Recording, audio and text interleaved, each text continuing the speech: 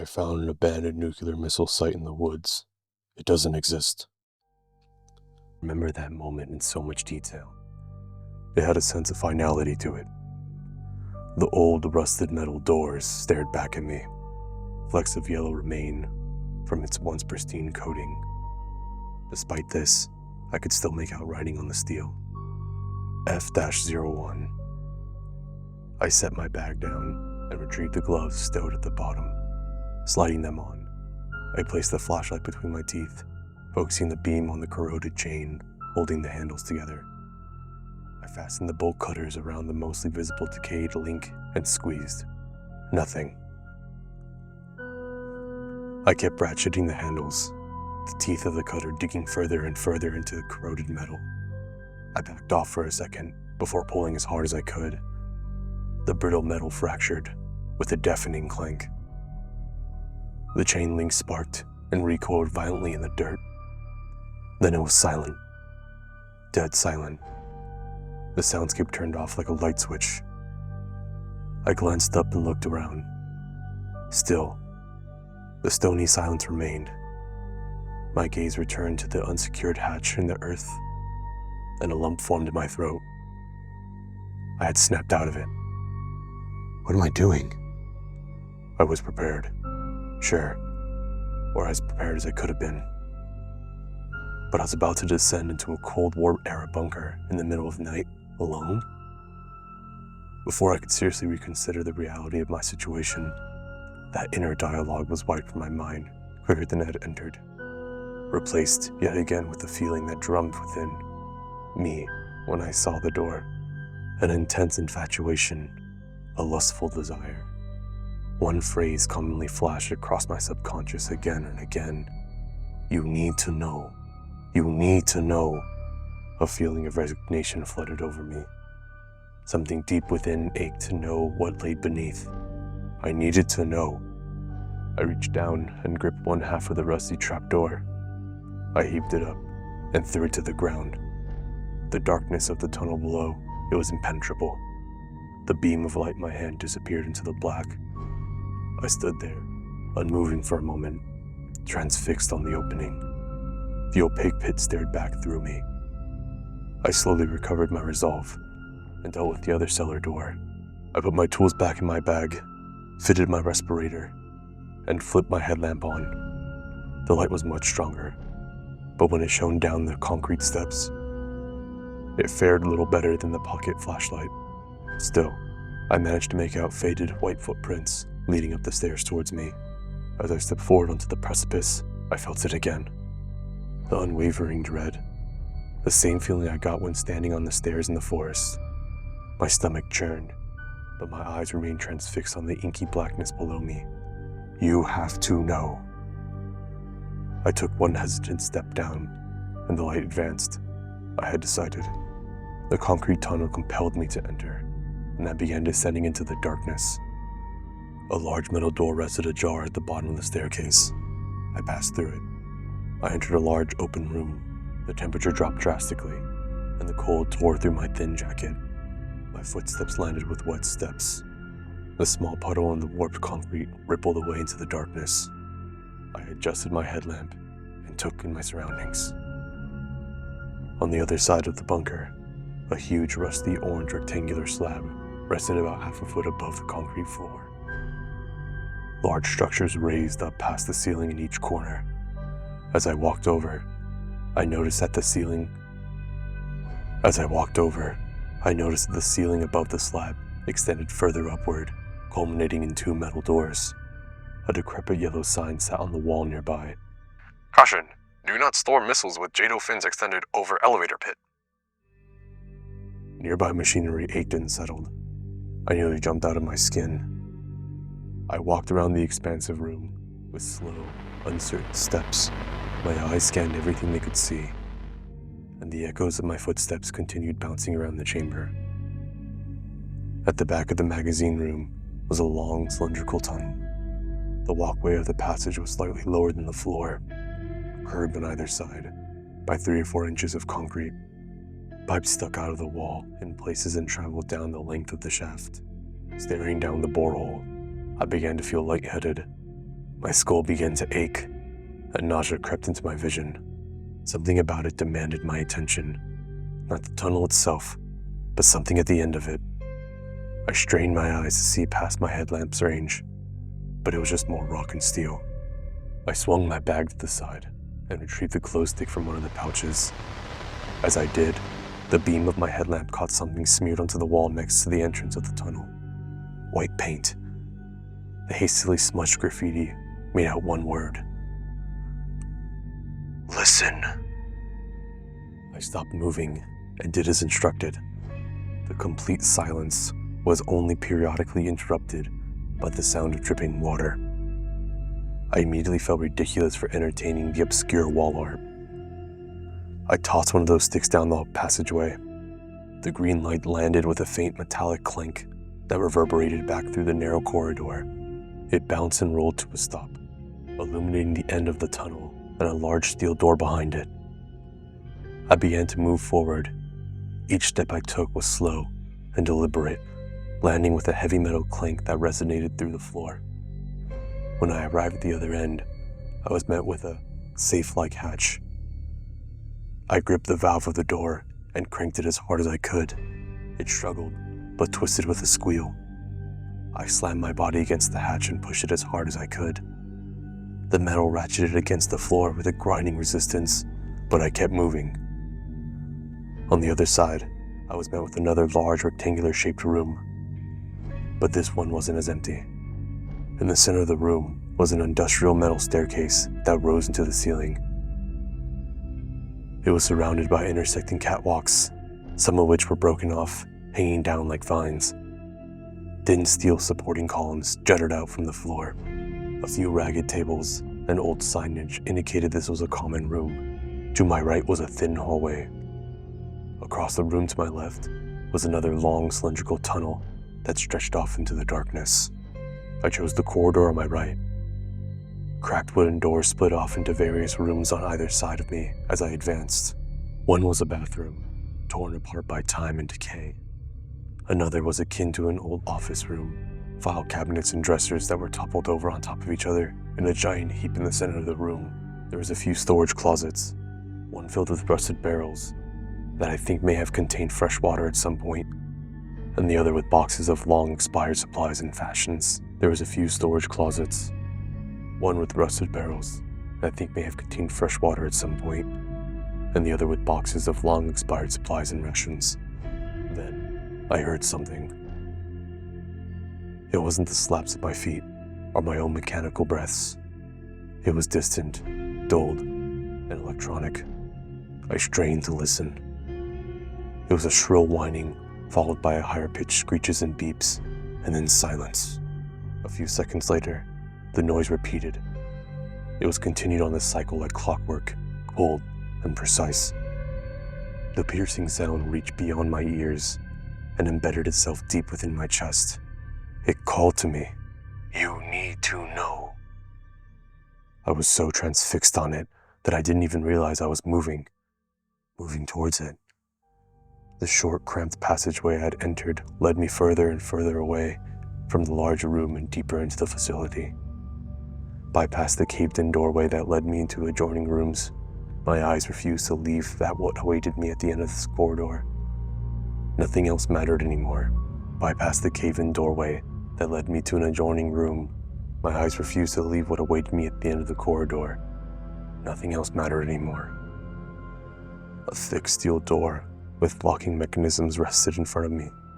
Like the rest of the facility, it was rusted and corroded, but it stood at the end of the passage unwavering, almost shimmering. The noise played again, beckoned me towards it like a moth to a flame. I reached the door and brushed the decades of dust off a small black sign that rested onto the wall next to it. It simply read, Integrated Fire Control Systems. I grabbed the hold of the huge steel handle and forced it open with a loud, thundering screech. The second the airlock broke, the screeching noise tore through the quiet air. I instinctively flinched backwards, but the feeling remained. It commanded me to move forward. On the other side of the small room, a large console with ancient monitors waited. All of the screens were blank, just as dark as the room they resided in, except for one. A dull green emerged from it, hesitant, but overcome with a blanket of familiarity. I stepped inside. This room was fairly small, yet densely packed with huge consoles, housing computer monitors and radar screens. My mind kept thinking one thing: launch room. The noise snapped me back from my awestruck stupor, cutting through the air like a knife. Have you ever called a fax machine before? It remains quiet for a moment before releasing the high-pitched tones of the handshake sequence. It whines and beeps, and then goes silent as it waits for a response. Then it begins again. That's all I could think of to describe the sound emanating from the console. Then electric call and response struck in an infinite loop, calling out to something or someone, waiting for a response. I walked towards the dimly lit console. You need to know. Thought flashed across my mind again, stronger. My attention was hijacked by a red headset that rested ajar from its cradle. I needed to know.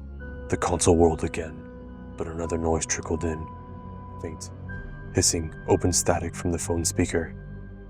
At first the sound was cold, but now I know better. There was warmth in it. Wrong, but irresistible. It needed me to know. I heard the quiet static thinning, faded into something quieter, more familiar. A small, whispering voice. It crackled indecipherably for a moment, but then the voice became clear over the static. It was counting backwards from 20, 19, 18, 17, 16. The pull of the noise, the calming warmth. It was all resetted in an instant. Clarity cut through me like a knife. The console shrieked, and I violently recoiled away from the phone. I tossed it back onto the console and stepped back. Faintly, the counting continued. 10, 9, 8, 7. I ignored it. Taped to the console was a tan piece of paper, brittled and darkened by fire, like someone changed their mind halfway through burning it.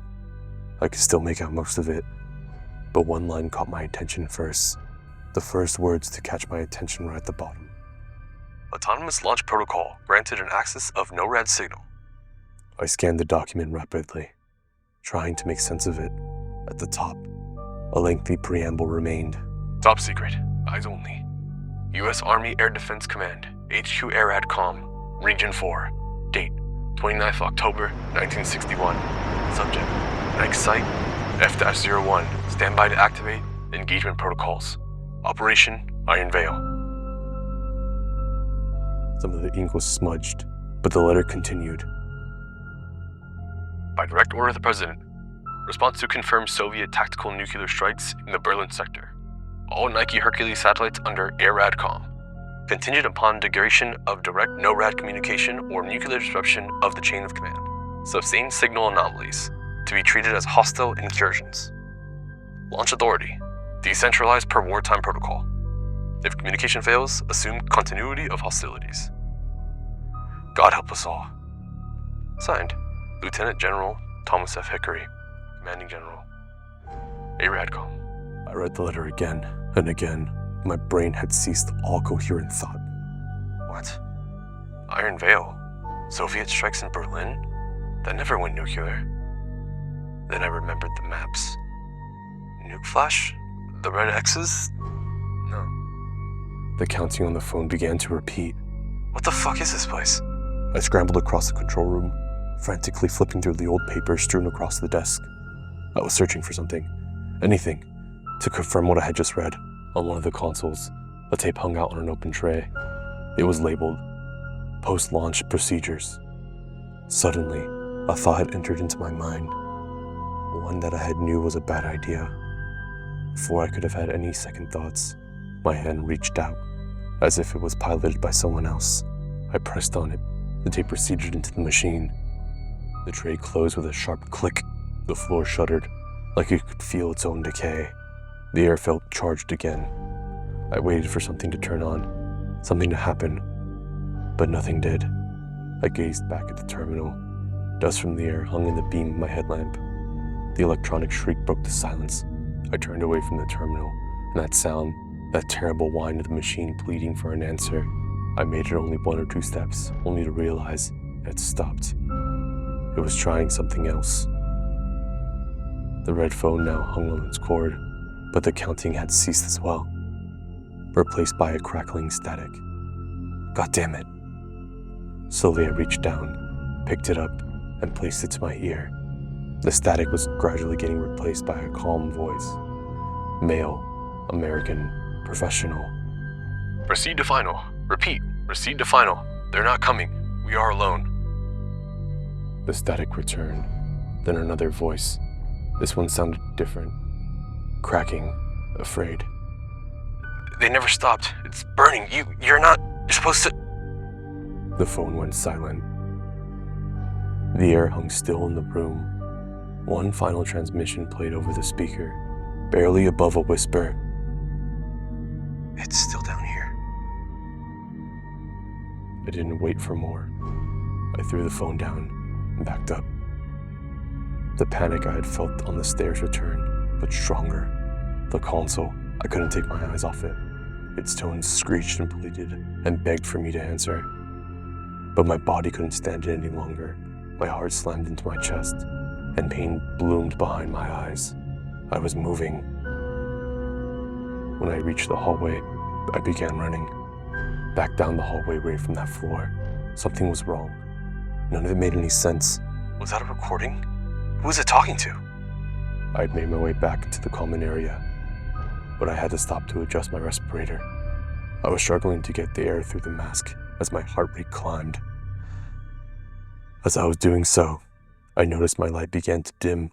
Reaching up to adjust it, my hands barely made contact before a sinking feeling washed over me.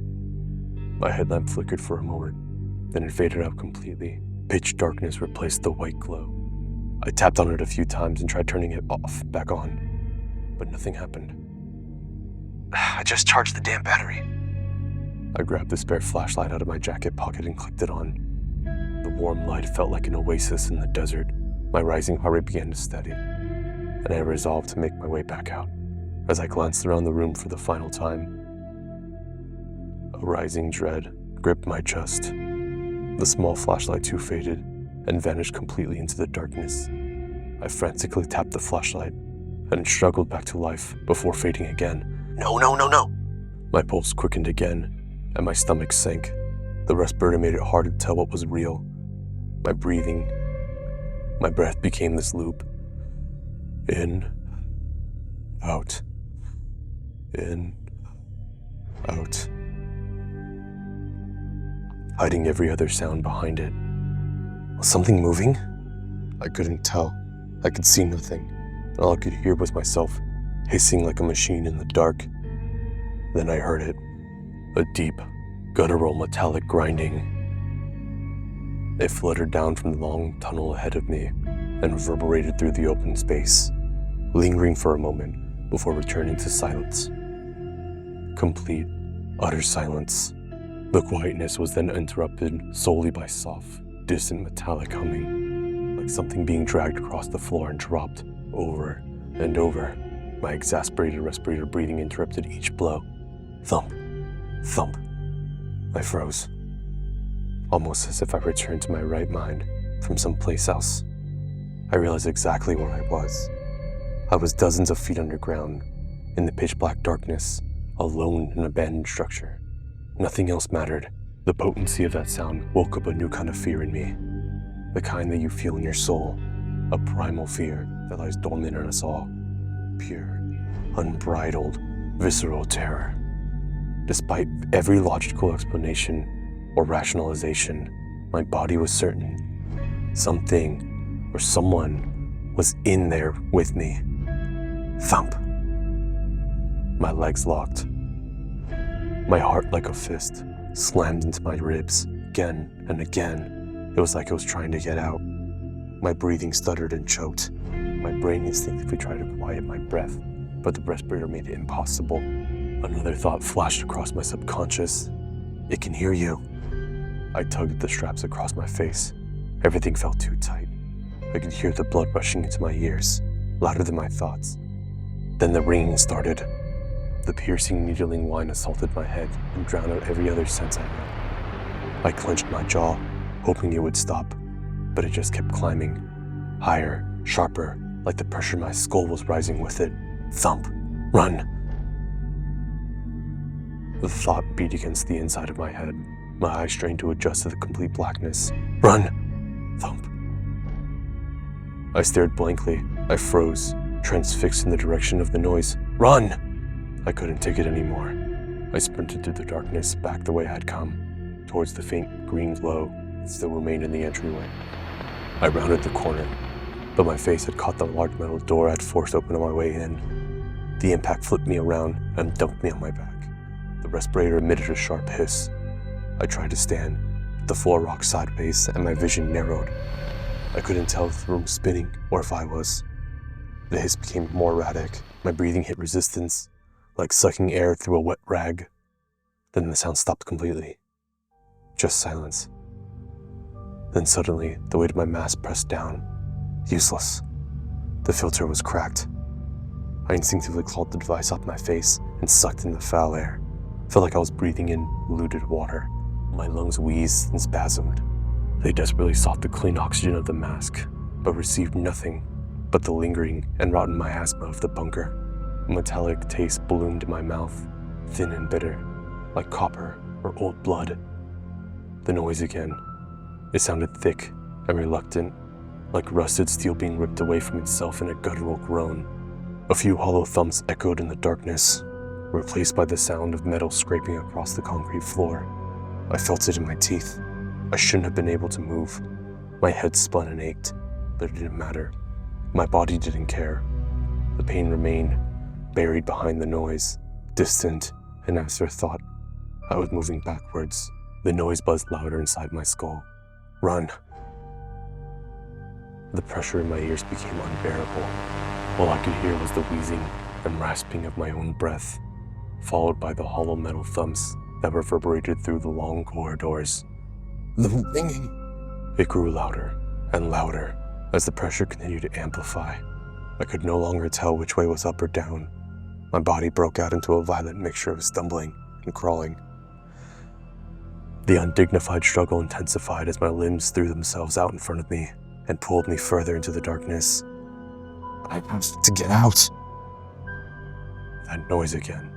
I swung around in an instant. My eyes desperately searched for anything, any movement, any light, any sign of what it could be. Thump. Thump.